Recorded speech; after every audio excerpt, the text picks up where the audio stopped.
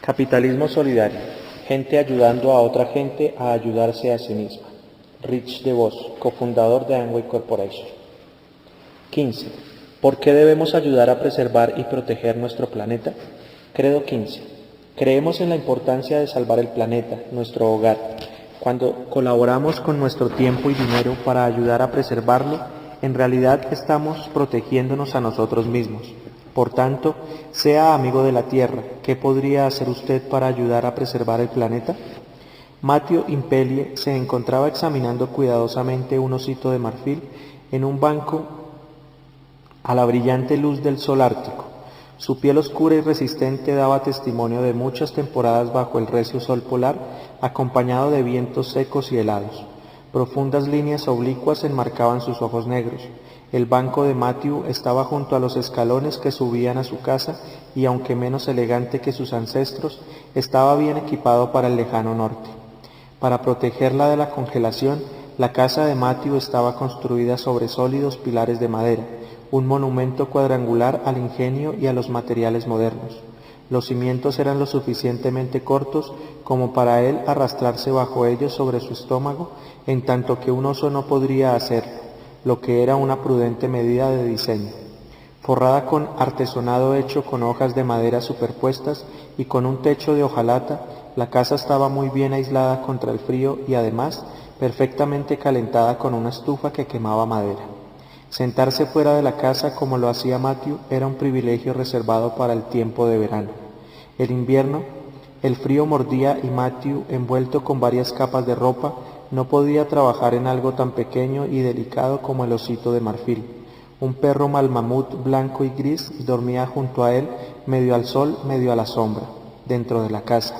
Eran los días más calurosos del verano, propios de Alaska.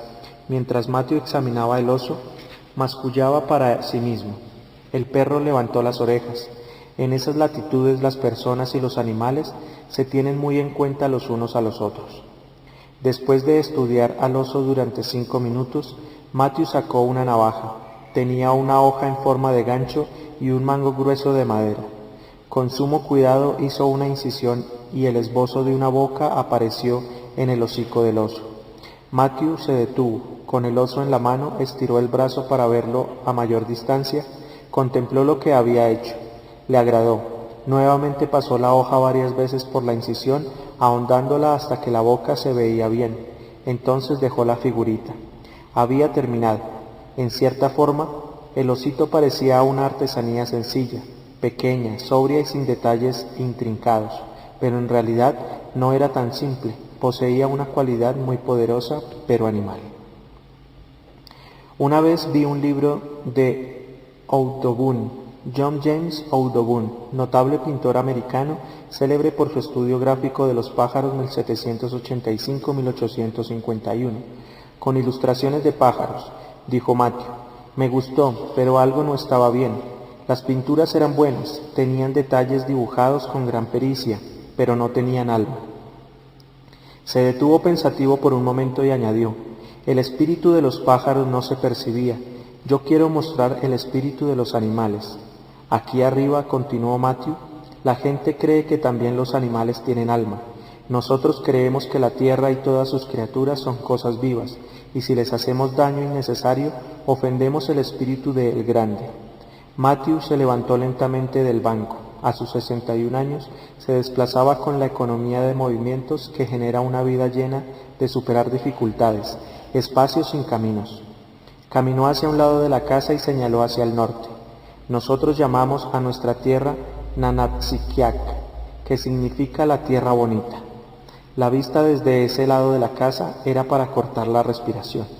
Hacia el norte y el oeste corría el arroyo Brooks Range, frío y bronco, entre la estéril tundra del talud del norte y el raquítico bosque de Alaska central, hacia el este. Había innumerables ríos y arroyos, muchos de ellos con desembocadura en el río Yukon. ¿Observa esa niebla lejana?, preguntó Matthew. La visibilidad era espectacular, quizá unas 50 millas, pero al ir subiendo la vista de la línea del horizonte, el color cambiaba gradualmente. El cielo tenía un ligero tinte de color ámbar que era inequívoco sobre el horizonte y que luego se disipaba hasta convertirse en un azul profundo. Eso es lo que ustedes llaman smog, explica Matthew. Polución. No sé de dónde vino, pero no estaba ahí cuando yo era niño. Es difícil no sorprenderse con solo pensarlo. ¿Smog aquí? Matthew Impellier, artista intuitivo y residente de la soledad, ejemplificó un hecho muy importante. Hasta en las regiones más remotas del mundo, hasta en aquellos sitios que consideramos los últimos santuarios protegidos de los desperdicios y la polución de nuestras grandes ciudades, existe la contaminación. Resulta evidente la necesidad de acciones responsables dirigidas a cuidar y mejorar el entorno.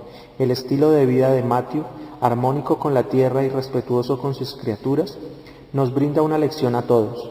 No podemos vivir la vida que él lleva. No estoy promoviendo un retorno a lo primitivo, pero sí podemos adoptar algunos de sus valores.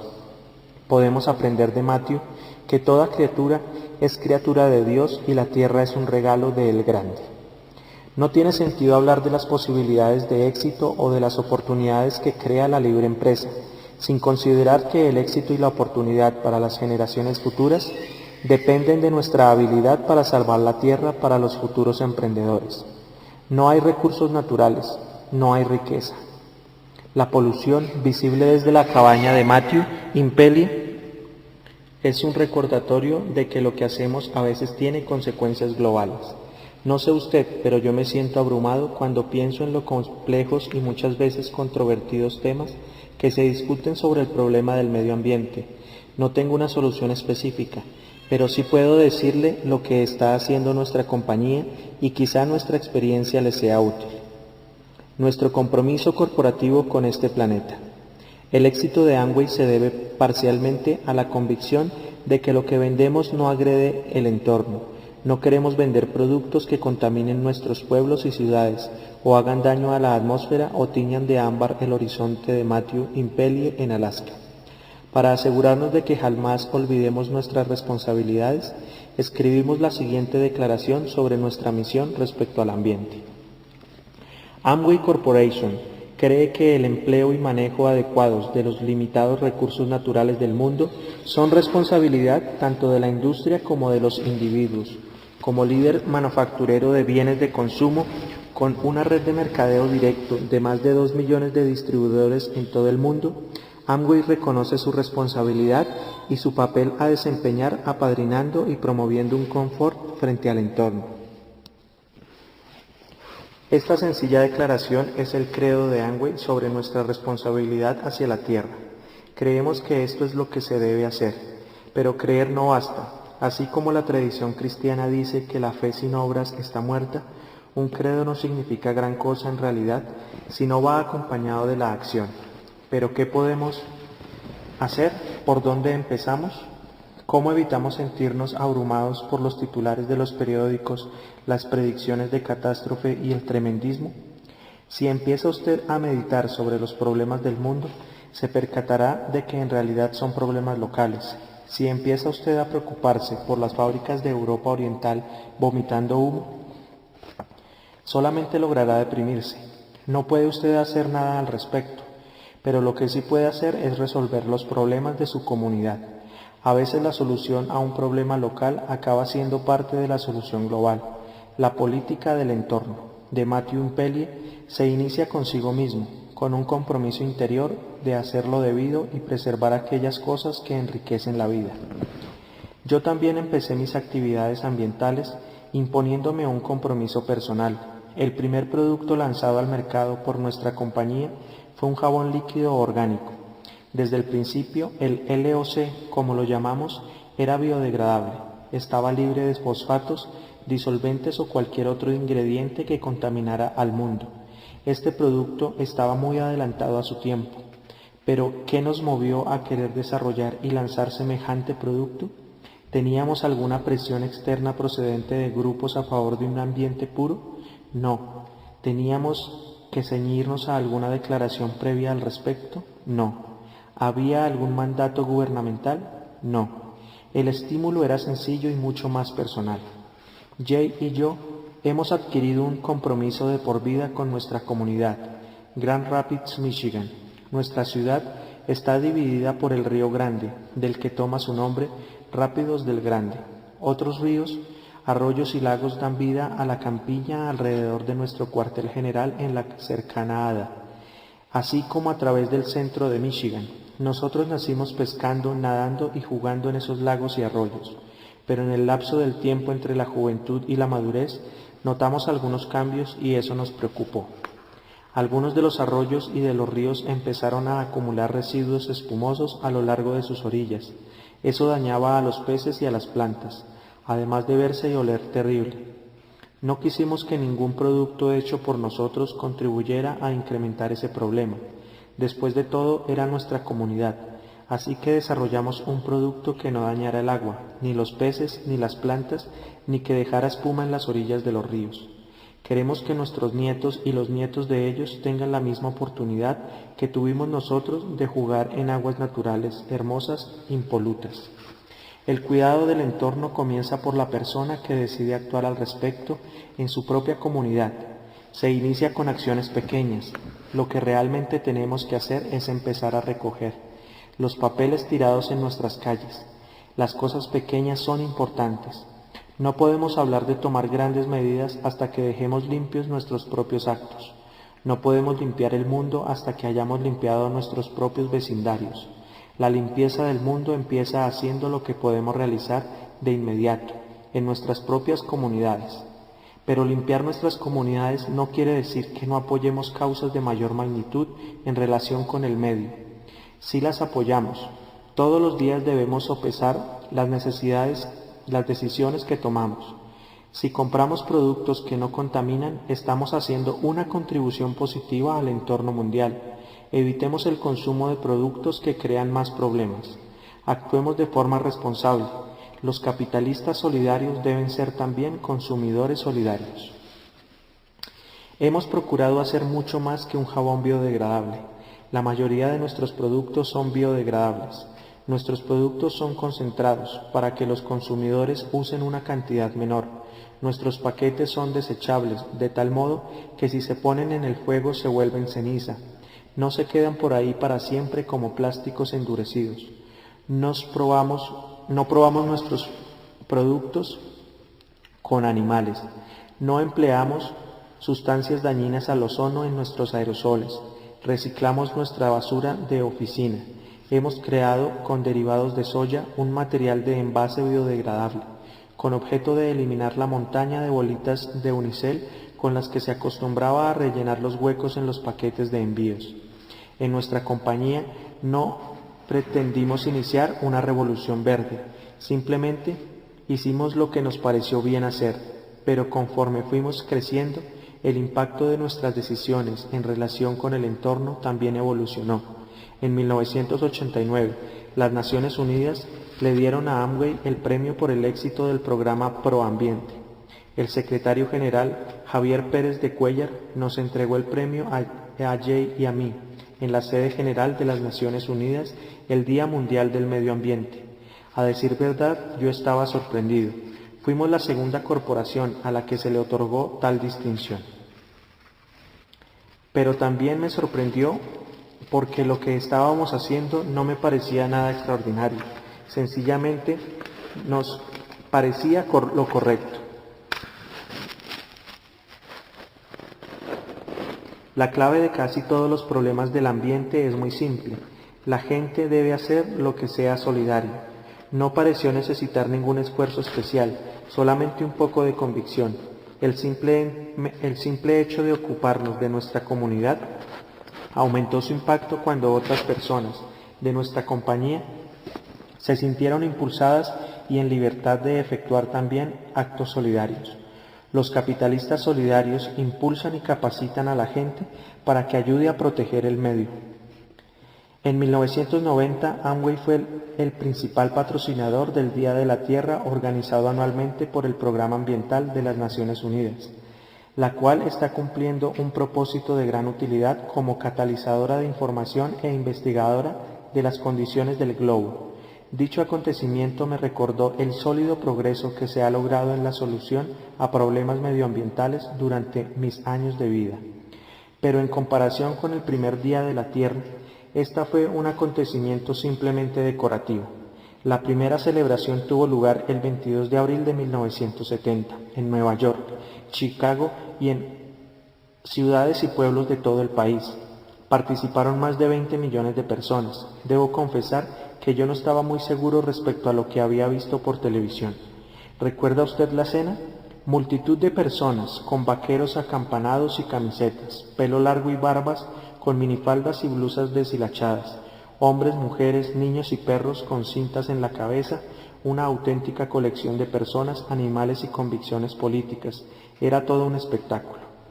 Aquel primer día de la Tierra reunió a mucha gente diferente y con distintos puntos de vista. Se discutió el cuidado solidario de la Tierra, se lanzó un tipo de movimiento. Pero es triste decirlo, el compromiso no fue lo bastante fuerte para lograr los cambios que aún se requieren. El verdadero progreso ambiental no se producirá con grandes mitines, interminable e inefectiva legislación o constante señalamiento de fallos y fabricación de lemas. El verdadero progreso se logrará con la acción de individuos solidarios. Revisando los problemas de nuestro planeta. ¿Con qué, dónde o en qué ponemos en práctica este compromiso?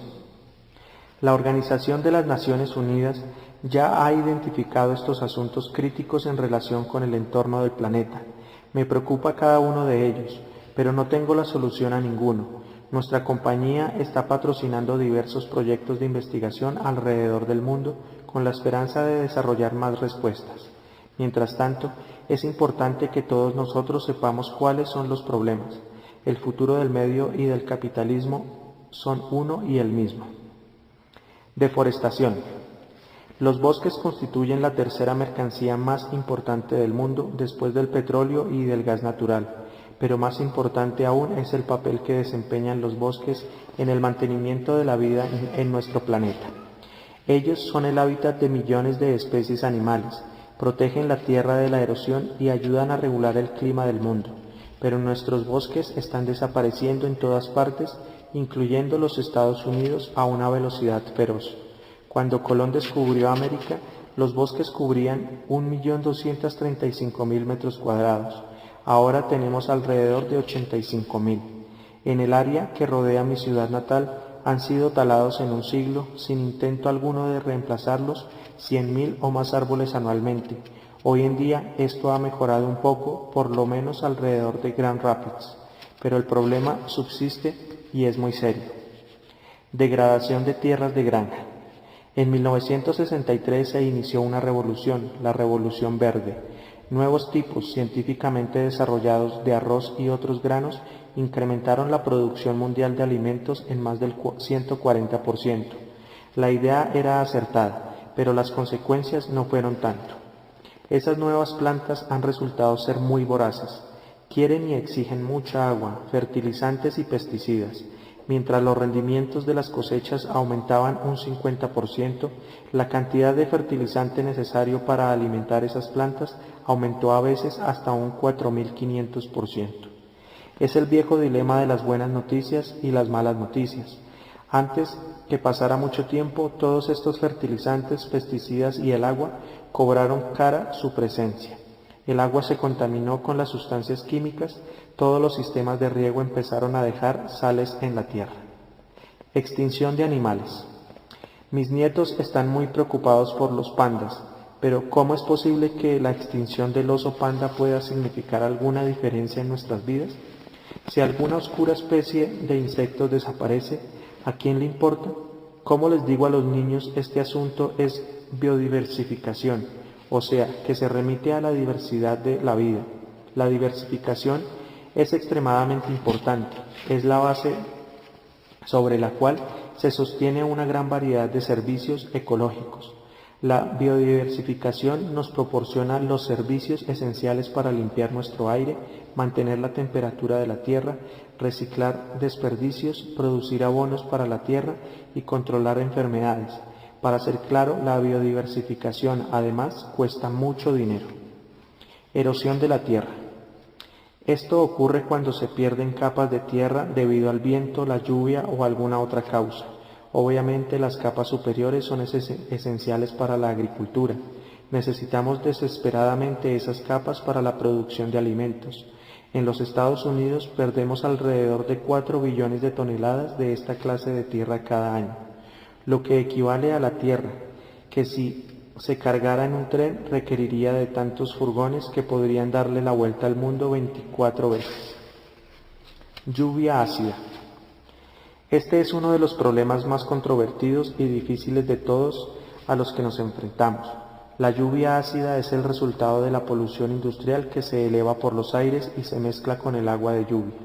En algunas partes, particularmente en Europa Oriental, los investigadores afirman que la lluvia ácida está teniendo consecuencias terribles.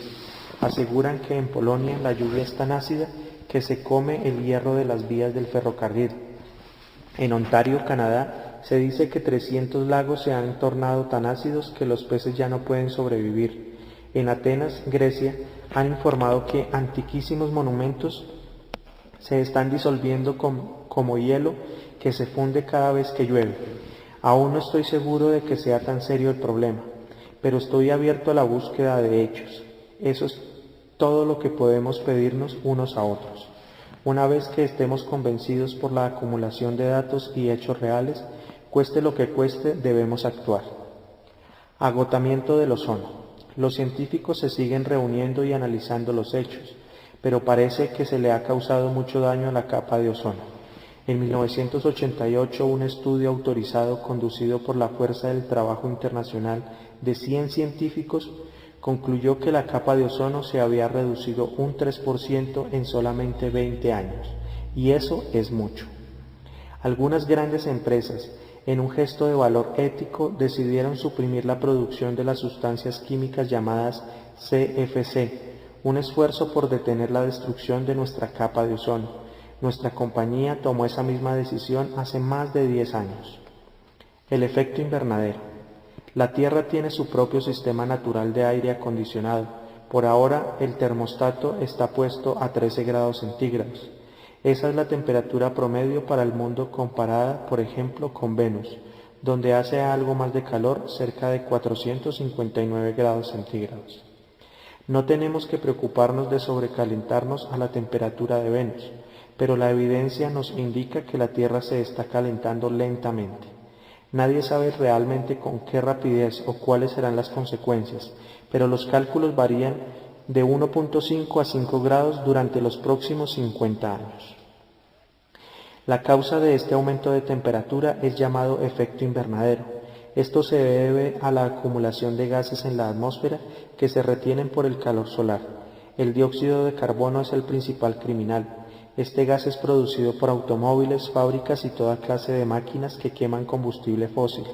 Desde 1880, la cantidad de dióxido de carbono en la atmósfera ha aumentado en más de 25%.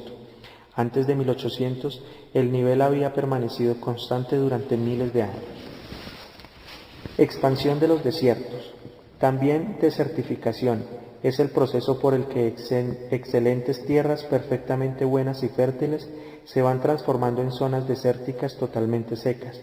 La desertificación es el proceso final de la degradación de la tierra antes mencionada. En realidad, se relaciona con varios de los problemas comentados anteriormente: deforestación, salinización y erosión. La Organización de las Naciones Unidas estimó en 1980 que se perdían anualmente 26 billones de dólares en agricultura debido a la desertificación. Contaminación del agua. Primero, la buena noticia. Existe actualmente en el mundo exactamente la misma cantidad de agua que había antes que el hombre empezara a usarla. Nada se ha perdido. Ahora la mala noticia. Mucha de esa agua está contaminada con sales o desechos industriales, o es inaccesible contenida en hielo glaciar o en reservas subterráneas, o es difícil de recuperar. Casi 2/3 del caudal de los ríos del mundo se desvía y se pierde en inundaciones. De toda el agua que hay en el mundo, solamente el 3% es fresca. Proteger su pureza es una labor muy importante. La Agencia de Protección Ambiental ha identificado más de 700 sustancias químicas en el agua potable de nuestro país y 129 de ellas son tóxicas. 35 estados han identificado desperdicios industriales venenosos en el agua de sus pozos. El agua es uno de nuestros recursos más preciados. En realidad, en Amway estamos tan preocupados por ella que nuestra compañía patrocinó un pabellón en la Feria Mundial de Génova Expo 92.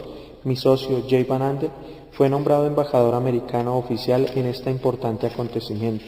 Nuestro pabellón estuvo enfocado a la importancia del agua en el desarrollo de los Estados Unidos y a la necesidad de proteger este valioso recurso. Las Naciones Unidas definen estos problemas como catastróficos, ¿pero lo son? ¿Cómo son de reales esas descripciones de juicio universal? La decisión de ser un capitalista solidario implica la responsabilidad de aprender a conocer el mundo en que vivimos. Debemos entender un problema antes de poder contribuir a su solución. Los conflictos a los que nos enfrentamos son complicados y es fácil cometer juicios erróneos. Conociendo los hechos sobre nuestro planeta. Tenemos la responsabilidad de conocer los hechos por nosotros mismos. Los capitalistas solidarios son personas informadas, leen mucho y poseen gran inteligencia. Tienen mentes críticas. Ser crítico en el buen sentido no significa estar hurgando detalles intrascendentes. Una mente crítica quiere conocer los hechos objetivos, hacer preguntas concretas y formular juicios bien razonados. Los capitalistas solidarios también son de mente abierta, escuchan opiniones contrarias, su lealtad no se debe a la línea del partido, sino a la verdad. Necesitamos emplearlos. Aprender a desarrollar un escepticismo saludable es un buen principio, especialmente en lo que se refiere a los números. Aprender a desarrollar un escepticismo saludable es un buen principio, especialmente en lo que se refiere a los números. ¿Usted sabe qué apoyan las estadísticas? Simuló preguntar un estudiante. A los estadísticos, añadió rápidamente. Existe una verdad peligrosa escondida bajo la superficie de esta broma. Nuestros periódicos y revistas, reporteros de televisión y comentaristas son todos muy hábiles para esgrimir estadísticas. Los números pueden usarse para aprobar o desaprobar cualquier cosa, pero sea cauteloso. ¿Sabe qué más dicen de las estadísticas? Pues que son como un bikini, porque lo que revelan es interesante, pero lo que ocultan es vital. Tenga una mente inquisidora, vea detrás de los números. Se ha dicho que los hechos hablan más alto que las estadísticas. Cuando esté usted buscando hechos, no tenga miedo de presionar a las personas. Si no saben algo de lo que han afirmado tener los datos, haga lo que digan. Y a la inversa, si no sabe usted mucho de determinado asunto, modere sus comentarios, haga que sepa, hasta que sepa. Esto promueve la honestidad en usted y en los demás. Con frecuencia no hacemos a la gente responsable de lo que defiende. Ya que se ha metido a la búsqueda de hechos, hay muchos que indagar. Los capitalistas solidarios no pueden permitirse ser ignorantes. La ignorancia es peligrosa. La ignorancia ignora los problemas. No podemos permitirnos ser como una persona descrita cierta vez por Dorothy Parker. Su ignorancia era como el edificio Empire State. Había que admirarla por su tamaño. Hay muchos problemas que exigen una solución a los capitalistas solidarios. Necesitamos preocuparnos por ellos. Después de todo, nuestro futuro depende de su solución. Pero, ¿cómo resolver todos estos problemas ambientales independientemente de la atención que demos a las necesidades humanas que nos rodean? Como dije antes, debemos empezar con un compromiso personal hacia nuestra propia comunidad. A pesar de todos sus problemas, el mundo es un lugar maravilloso. Dios lo ha equipado con recursos que aún no hemos terminado de descubrir. Los humanos tenemos nuestras debilidades. Sin embargo, a través de los siglos hemos demostrado fuerza y capacidad de recuperación.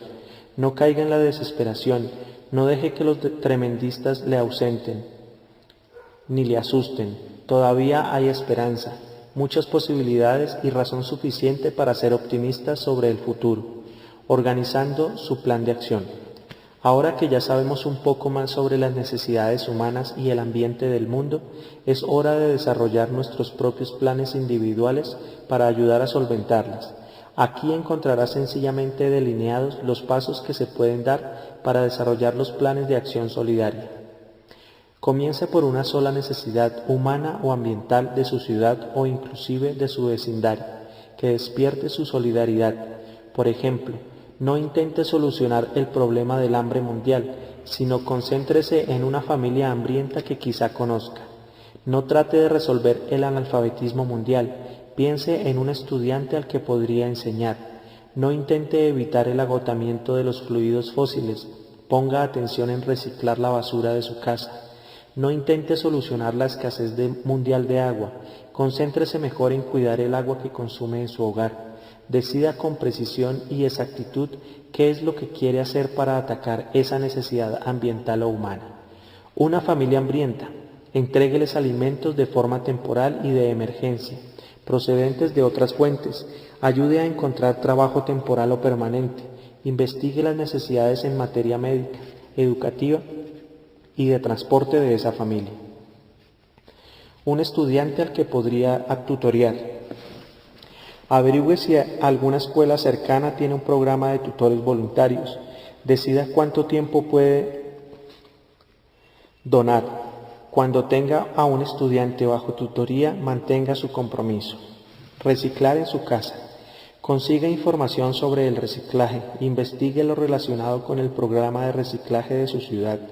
Equipe su garaje con depósitos para reciclar objetos. Póngase en contacto con un servicio de reparto o bien organice entregas periódicas a un centro de reciclaje. Cuidar el agua que consume en su hogar. Observe sus recibos del agua recientes. Determine cuánta agua ha usado. Integre a su familia en el plan de conservación del agua. Equipe todos sus aparatos e instrumentos que operan con agua. Utilice dispositivos para ahorrarla. Ayude a su familia a fijarse metas para el nuevo uso del agua, tales como la cantidad de tiempo empleado para bañarse o nuevos modos de hacerlo. Suprima la costumbre de lavar con manguera las aceras y entradas de garajes. Mida la cantidad de tiempo para lavar platos o pruebe nuevos métodos de hacerlo. Observe después su siguiente recibo y celebre su ahorro de agua. Ponga por escrito los pasos que va a dar. Tome como ejemplo las líneas anteriores. Anote la hora y el lugar junto a cada paso. Después de que la acción haya sido realizada, coteje cada paso dado, celebre su éxito e incluya a todos los que le ayudaron. Aprenda de sus errores para hacerlo mejor la próxima vez.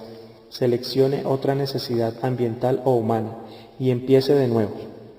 La solidaridad empieza por uno mismo. Si la muestra anterior parece ser demasiado elemental, discúlpeme.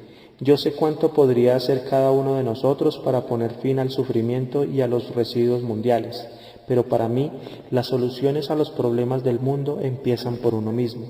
Cuando hemos empezado a solventar las necesidades humanas y ambientales de nuestra ciudad, podemos expandir nuestras metas para hacerlas frente a esas mismas necesidades en todo el mundo. La solidaridad empieza paso a paso. También sé que usted es capaz de lograr muchas cosas más importantes en su comunidad que simplemente alimentar a una familia hambrienta o a tutorear a un estudiante inseguro, preservar el agua o reciclar el papel, vidrio y otros desperdicios.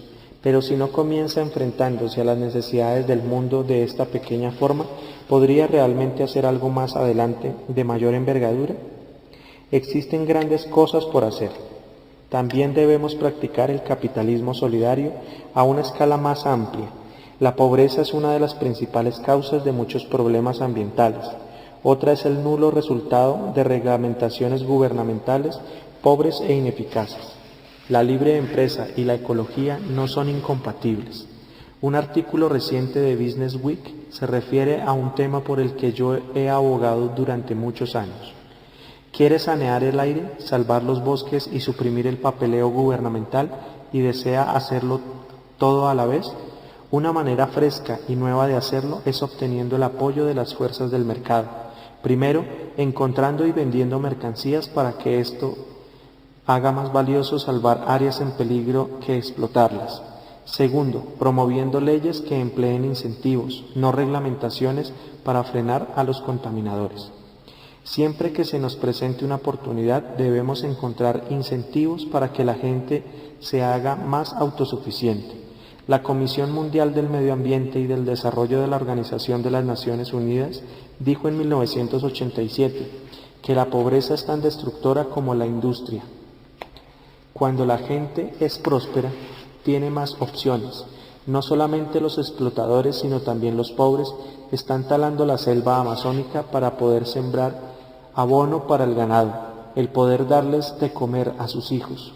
Aunque los efectos son destructivos, la motivación es comprensible para todos nosotros. Es difícil pensar a largo plazo cuando se tiene hambre. El capitalismo solidario ofrece auténticas esperanzas a una mayor cantidad de gente para hacerse autosuficiente.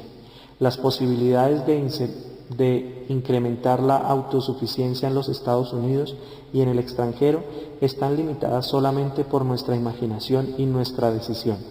Debemos encontrar todas las posibilidades para promover el espíritu emprendedor y las soluciones locales a los problemas ambientales.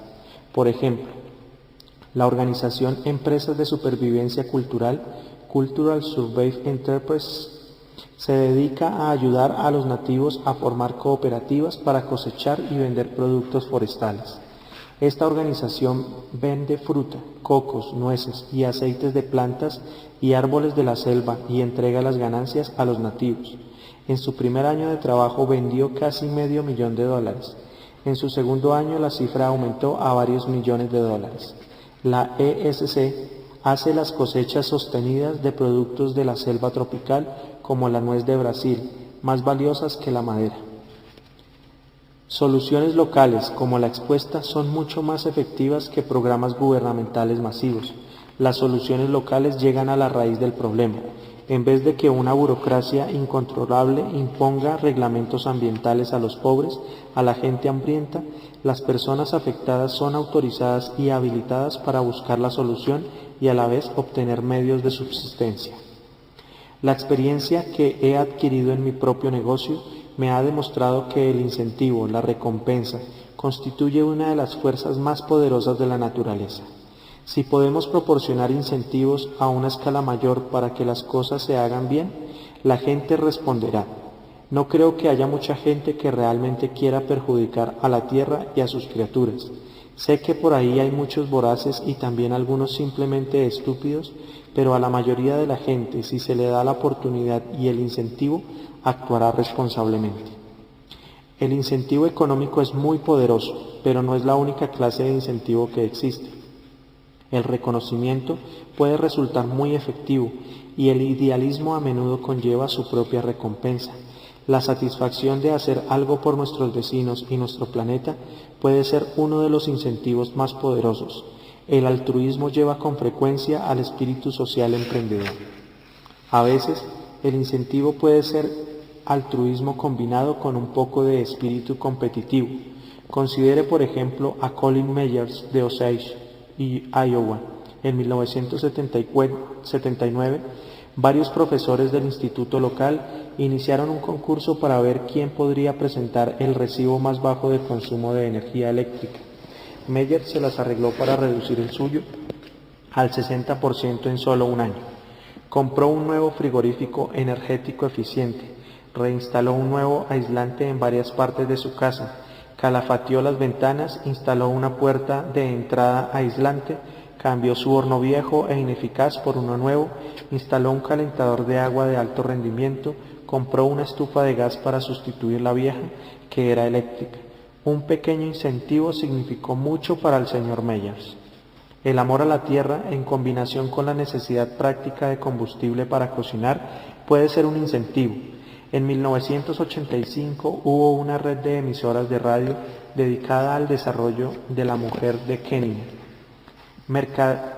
Meandeleo Ya Guanaqueque, contrariada por la deforestación de su país por la tala de madera para cocinar, inició una campaña promoviendo la construcción de estufas economizadoras de madera entre sus 100,000 afiliados. Sus esfuerzos tuvieron éxito y culminaron con la salvación de miles de árboles, así como de la vida salvaje y la vegetación dependientes de ellos. Es importante recompensar esta clase de esfuerzos. De hecho, nuestra compañía ha creado un fondo para recompensar a los activistas del ambiente. Observe, por ejemplo, a Fred White, director del programa de reciclaje del Distrito de Parques de Chicago. White había leído sobre madera, hecha de plástico reciclado. ¿Por qué no usar material para ayudar a reconstruir nuestras viejas áreas de juegos?, se preguntó. Su interés por la madera de plástico le llevó a establecer un programa por toda la ciudad llamado Plástico en los Parques. Este programa, apodado POP, Plastic on Parks, reúne cajas y contenedores de plástico desechables y los convierte en madera. Los habitantes de Chicago pueden llevar sus desechos de plástico a cualquiera de los 263 puntos de recolección alrededor del área de Chicago, y desde 1989 los han estado haciendo por toneladas. Más de 2 millones de libras han sido recolectadas y convertidas en material de construcción para más de la mitad de los 163 áreas de juego de la ciudad. Esta es mucha basura destinada para valiosos espacios campestres. La madera de plástico se emplea para construir las paredes que enmarcan las áreas de juego y también los bancos para las zonas de descanso. Inicialmente, dice White, es más cara, pero a la larga ahorra dinero porque dura de 30 a 40 veces más. Por otra parte, tiene la ventaja de que requiere menos mantenimiento y es resistente al grafitado.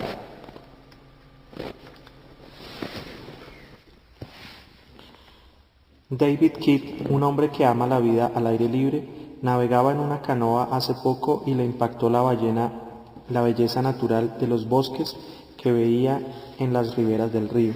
Le vino la idea de que toda aquella belleza natural servía también a otro propósito. Los árboles son como las aspiradoras del entorno, explica Kidd. Cada hoja succiona aire sucio y exhala aire limpio. Aquel día en el río, Kidd decidió sobre la marcha que iba a organizar una plantación de 1 millón de árboles. Descubrió que se podía comprar un árbol de 2 años con solo 10 centavos, pero 1 millón de árboles requerían más dinero del que él tenía. Así solicitó la ayuda del Club Rotario local y de otros grupos para comprar árboles en gran volumen y regalarlos a cualquier persona que se comprometiera a plantarlos. Hoy el programa americano del árbol gratuito de Kidd, con base en el condado Stark, Ohio, es el mayor proyecto privado de voluntarios. Ellos han plantado más de 826,000 árboles. En octubre de 1990, Kidd recibió de manos del presidente George Bush el premio de conservación Teddy Roosevelt. Explica Kidd orgulloso: necesitamos enviar un mensaje a todo el país decidido que sí es posible salvar el mundo, porque el medio no es simplemente un tema de discusión, es el lugar donde vivimos. El Dr. Max Sauck, profesor de matemáticas de la Universidad de Baylor, después de la escasez del petróleo de 1970, comenzó a investigar fuentes alternas de combustible. Llegó a la conclusión de que una opción visible del combustible fósil era el etanol, un tipo de alcohol hecho con productos agrícolas. Se puede hacer etanol de la remolacha, el maíz, de casi cualquier cosa que contenga almidón de azúcar, dice Sauck. También es económico, renovable y emite muy pocos elementos de polución. En 1980, Sauck inició vuelos de prueba con un avión experimental empleando etanol como combustible. 9 años después, Sauck y su esposa, Gracia Sanin, volaron 6,000 millas desde Waco, Texas, a París, Francia, en un Velocity, avión de construcción doméstica. El bueno ganó el mayor premio en aviación, el trofeo Harmon, el mismo que se le otorgó a Charles Lindbergh, Amelia Earhart y Chuck Yeager. Sauck es actualmente director de servicios de aviación en Baylor, donde continúa demostrando los beneficios del etanol como combustible. El petróleo es un recurso finito, dice Sauck, mientras que casi todos los países del mundo tienen recursos para fabricar etanol. Jim Alderman, biólogo y oceanógrafo, profesor de la escuela secundaria Cape Henlopen en Lewes, Delaware, ha ayudado a los estudiantes a poner en práctica un experimento de conservación. Los estudiantes viven en los baños inland en el Océano Atlántico, en un área ambientalmente sensible. A través de los años, los estudiantes han plantado más de 3 millas de césped en las dunas para estabilizar las playas erosionadas y han trabajado para hacer las bahías más atractivas para las aves costeras que están extinguiéndose. Gracias a los esfuerzos de los estudiantes, las perspectivas han mejorado considerablemente para la amenazada población de aves costeras de Delaware. Los estudiantes han adoptado un arroyo que controlan para estudiar los signos de polución. Construyeron un puente de madera a través de un área sensible del Refugio Nacional de la Vida Salvaje de Pine Hook National Wildlife Refuge, y han analizado muestras de bacterias en las lagunas. Alderman dice con orgullo: estos proyectos nos llevan a entender verdaderamente que vivimos en un entorno sumamente frágil. Las historias de estas personas hacen que me sienta orgulloso y esperanzado. Sin embargo, seleccionar adecuadamente una labor ecológica no es siempre fácil. Mi propia compañía ha tenido que luchar para decidir las tareas ecológicas que hemos hecho. A veces ser un buen ciudadano resulta muy caro. Si usted quiere presumir de lo solidario que es ecológicamente, deberá estar dispuesto a pagar el precio. El premio ecológico que nos dio la ONU nos llevó a hacer un trabajo de investigación. ¿Qué productos estábamos vendiendo que aún tuvieran el potencial para causar daño al medio? Descubrimos que no muchos, pero encontramos algunos productos como un limpiador de cañerías cáustico que parecía ser potencialmente dañino. Lo suprimimos. Esta sola decisión nos costó varios millones de dólares, pero fue la decisión correcta. También decidimos modificar algunos de nuestros envases para reducir el desperdicio y promover el reciclaje. Quiero ser honesto con usted. A veces tomar una decisión a favor del planeta resulta costoso. Es posible que la única recompensa a corto plazo sea una conciencia tranquila, y durante algún tiempo puede significar menos dinero en su bolsillo, pero a la larga da igual cómo se vea, es la decisión correcta. Finalmente los recursos son preservados, se incrementa la riqueza y se amplían las oportunidades para las generaciones futuras y se mantiene su legado. En 1989, en la sala principal de la Asamblea General de las Naciones Unidas, la Fundación Ambiental Amway patrocinó una exposición de obras maestras contemporáneas de esquimales. La muestra se nombró Maestros del Ártico. Dedicamos la exposición a los artistas inuit, como se denominan a sí mismos los esquimales, como Matthew Impellier, quienes viven al norte de Alaska, Canadá y Rusia. La exposición ha resultado ser enormemente popular. Está llena de hermosa y gran imaginación, representando osos, focas, ballenas, caribúes, lechuzas, morsas y toda clase de criaturas. Muchos de estos animales son cazados por los esquimales, pero con gran reverencia y preocupación por tomar solamente lo que les es necesario. Para ellos los animales son como vecinos merecedores de respeto e incluso reverencia. Esto se hace evidente en su trabajo, y creo que por eso ha sido tan bien recibido. Esta muestra ha viajado desde 1989. En junio de 1992 volé a Río de Janeiro, Brasil, para inaugurar la exposición en honor del Congreso Ecológico. Llegué con anticipación para revisar la exposición, como lo he hecho infinidad de veces. Mientras caminaba por el vestíbulo me encontré solo. En un pedestal pequeño vi un oso blanco. Me recordó a Matthew Impellier. Este oso no estaba hecho de marfil de morsa, como el de Matthew, sino de mármol gris y blanco.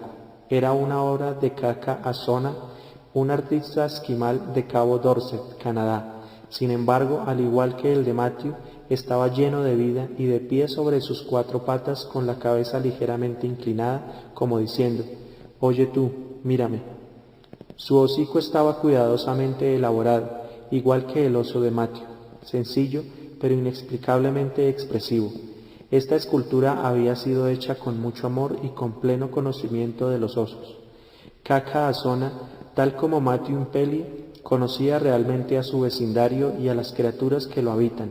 Recordé la dedicatoria que aparecía en el primer programa de Maestros del Ártico. Decía: a través de su arte y del ejemplo de su historia, el Inuit nos muestra a un mundo cada vez más preocupado por los efectos del daño al entorno, que es posible e incluso necesario que vivamos en armonía con el orden de la naturaleza. Esta coexistencia ejemplar con la naturaleza es particularmente significativa y ha persistido durante miles de años en uno de los entornos más severos y duros del mundo, donde el Inuit no solamente ha sobrevivido, sino producido el rico legado del arte que presenta esta exposición. Mi sueño para mi comunidad, para la nación y para el mundo es que sobrevivamos durante miles de años, como el Inuit. Sin embargo, para que esto ocurra tenemos que llegar a conocer a nuestros vecinos de la misma manera que Matthew Impellier conoce a los suyos. Debemos conocernos de cabo a rabo. Una vez conocidos tenemos que cuidarlos. Cada uno de nosotros como individuo solamente puede hacer un poco, pero debemos empezar por nosotros mismos. Debemos hacer todo lo que esté en nuestras manos para proporcionar incentivos y oportunidades para que la gente haga lo correcto. No podemos esperar a que el gobierno o a que alguna organización realicen nuestro trabajo. Cada uno de nosotros debe hacerse personalmente responsable. Quizás si todos lo hacemos, los nietos de Matthew Impellier verán nuevamente solo azul en el cielo, y quizá todos aprendamos que la tierra y sus criaturas son un Dios sagrado y vivo.